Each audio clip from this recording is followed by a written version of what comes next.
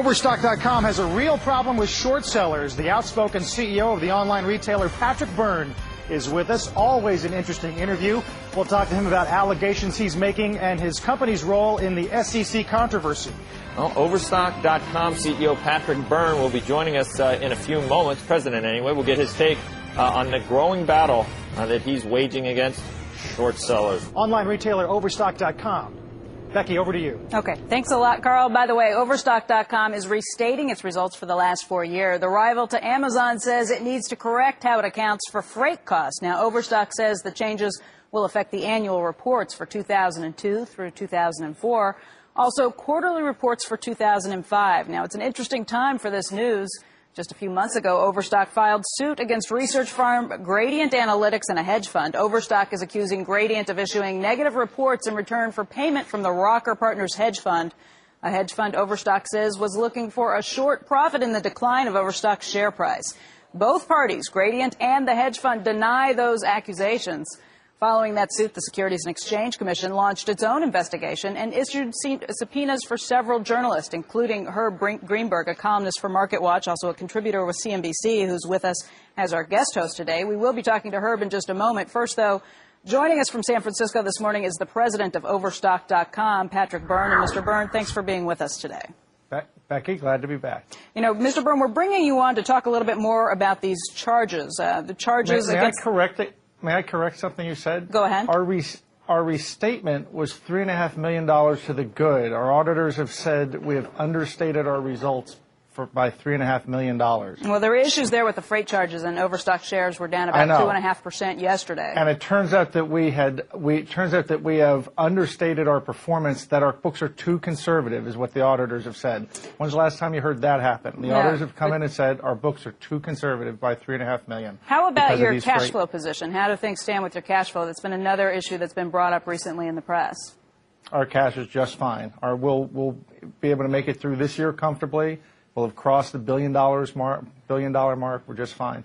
We should be basically EBITDA positive this year. And I'm sorry, could you just tell me how much cash flow you have on hand? You have enough to get you through the end of the year. How much is that? Yes. I'm sorry. I read articles something like $10 million. How much is enough?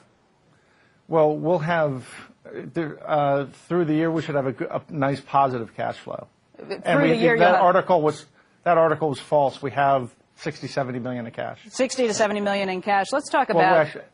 I had 112. You have $112 million in cash right now. Let's talk about this. At the end of the quarter. This controversy that's been swirling with the SEC. There have been a lot of charges put back and forth. Now we're seeing that the SEC commissioner is actually stepping down from the subpoenas that were issued to journalists. Do you have a comment on that? Yeah, I think there's a lot of baloney going back and forth. One is this assumption, and it's funny, all these journalists are jumping into the same assumption, that the subpoenas really have much to do with Overstock. I can tell you it is true that after we filed our lawsuit, we heard from 7 federal and state law enforcement agencies asking for information. We provided them a lot of documentation and witnesses and such. But it's my sense, and of course I'm not going to break any confidences, but it's my sense that the SEC was certainly on to Herb's scent long before, and all these guys' scent long before we came along. Mr. Byrne, we filled in a couple little squares, but this is not largely even about Overstock or us or our suit, as far as I can tell. Mr. Byrne, can we back up just a moment? We do have Herb Greenberg here with us today, and in terms of knowing what the SEC was looking for, I think it's a jump for anyone to make conclusions with that, correct? Well, half the time these guys say I orchestrated the whole thing, and then the other half they say, well, I don't really know anything about it. Which is it? That you orchestrated what? Well, these guys, Herb and such, are saying that I've orchestrated. I mean, they've become the conspiracy nuts. They're saying I've orchestrated it. Sometimes, and other times they say, well, Byrne doesn't really know anything about it. Mr. Byrne, you yourself have orchestrated these issues when you've done things like talking on your conference call, issuing some of these things. I would beg to differ that you've actually been the one who's gone on the offensive with this. But I have not orchestrated the SEC investigation, believe me. No, clearly. They were onto this on their own. Well, clearly you have no idea what the SEC was looking for when they went after these journalists. You have no idea, I would guess. Well, a moment ago you're saying I did orchestrate it. So which is it? No, I would say that you have certainly orchestrated a fight against the short sellers, against the hedge funds that are involved with this, against journalists who have been involved, because we've had you on our air as recently as this week making some of these comments. Orchestrated isn't the right word. What is the correct word? Well, I certainly, first of all, I have nothing against short sellers. This is not about short selling. What our lawsuit is about is a systematic manipulation in the marketplace.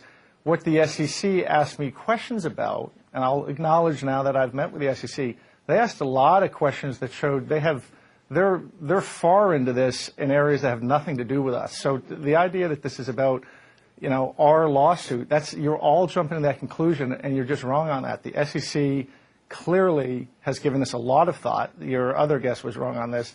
And they had picked up Herb's scent, and they understood what was going on here, and we're trying to get to the bottom of it long before we came along. Mr. Byrne, I'm not sure what you mean by saying picked up Herb's scent, but I should say that in regards to Overstock.com's lawsuit against Gradient, Gradient's actually out with a statement today as well, which I should bring up. They're saying very clearly that Gradient has never colluded with any investor. They are saying they never received or published any ghost-written reports, and that none of Gradient's principals or entity controlled or owned by them or Gradient has ever traded in Overstock.com. How do you respond to Gradient?